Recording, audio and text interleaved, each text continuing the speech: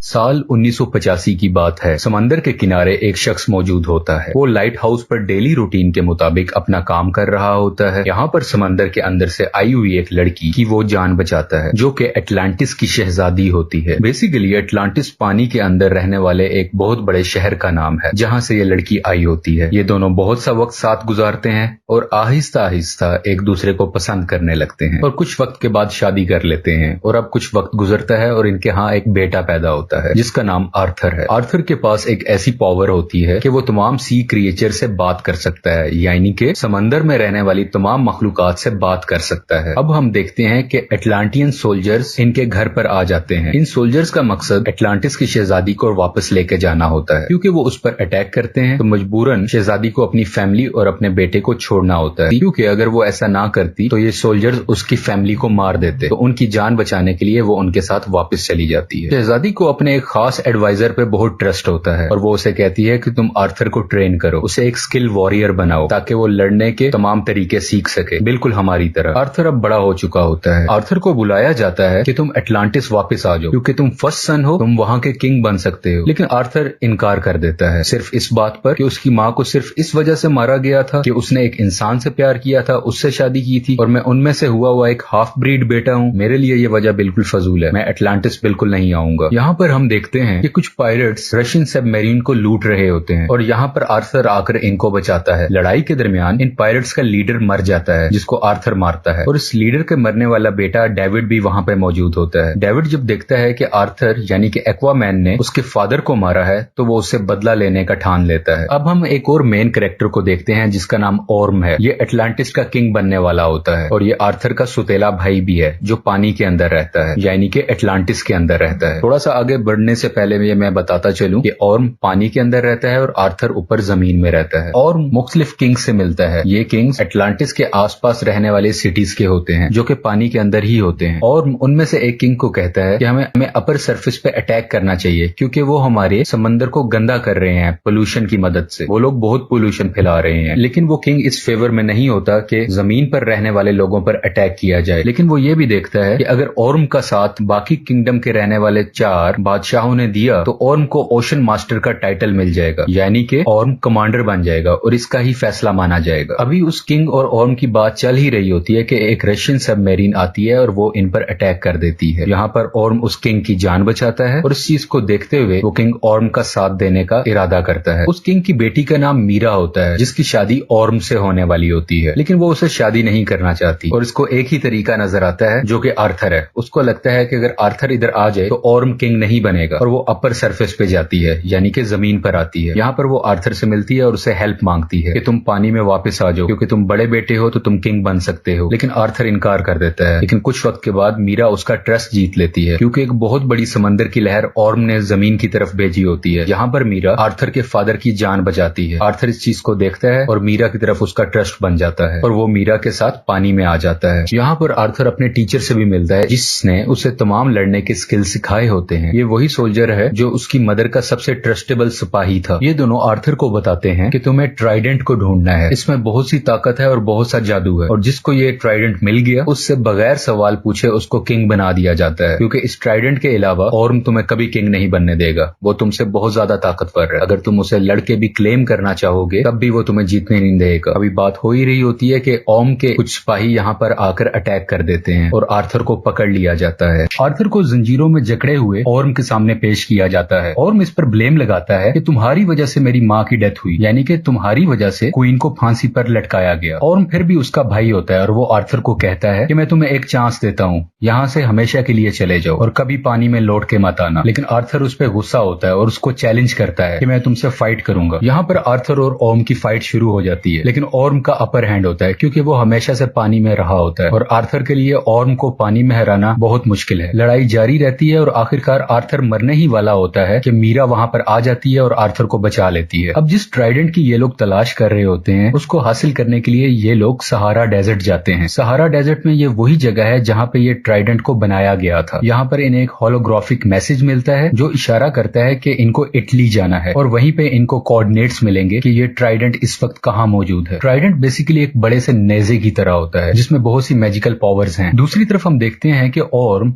David से मिलता है। डेविड वही शख्स है है जो मरने वाले पायरेट का बेटा था और एक्वामैन से बदला लेना चाहता है। यहाँ पर हमें यह भी रिवील होता है कि वो रशियन सबमरीन जिसने पानी के बादशाह पर अटैक किया था वो डेविड और ऑर्म की मिली साजिश से हुआ था। यानी कि ये ऑर्म का ही प्लान था कि डेविड उस बादशाह पर अटैक करे और वो उसकी जान बचा ले, जिसकी सिंपैथी में वो बादशाह ऑर्म का साथ दे। ऑर्म यहाँ डेविड को लेटेस्ट एटलांटियन बैटल सूट भी देता है। ये बहुत मॉडर्न टेक्नोलॉजी होती है जो सिर्फ पानी में रहने वाले लोगों के पास हो। डेविड इस टेक्नोलॉजी को टेस्ट करता है और उसको देखकर बहुत खुश होता है कि अब उसका बदला पूरा होगा आर्थर को मार के। यहाँ पर ऑर्म एक और पानी में रहने वाले किंगडम जिसका नाम किंगडम ऑफ फिशरमैन है उनके किंग को मार देता है और उनको मजबूर करता है कि वो ऑर्म का साथ दें, क्योंकि किंगडम ऑफ फिशरमैन के किंग मर चुके होते हैं। वो क्वीन और प्रिंसेस को फोर्स करता है और उन्हें कहता है कि तुम अगली कतार में यानी कि जंग की अगली लाइन में लड़ोगे और उनको फौज जमा करने के लिए कहता है। यहाँ पर हम डेविड को देखते हैं जो ऑर्म की तरफ से दिए गए मॉडर्न टेक्नोलॉजी को कुछ बदलता है और अपने लिए एक सुपर हीरो सूट बनाता है। ये इसका नाम ब्लैक मैंटा रखता है। डेविड इस सूट को पहनकर बहुत पावरफुल हो जाता है और अब हम देखते हैं कि आर्थर और मीरा इटली के अंदर जा रहे होते हैं उन्हीं कोऑर्डिनेट्स की तलाश में और ये वहां पर अटैक कर देता है। डेविड यानी कि ब्लैक मैंटा और आर्थर की बहुत लड़ाई होती है।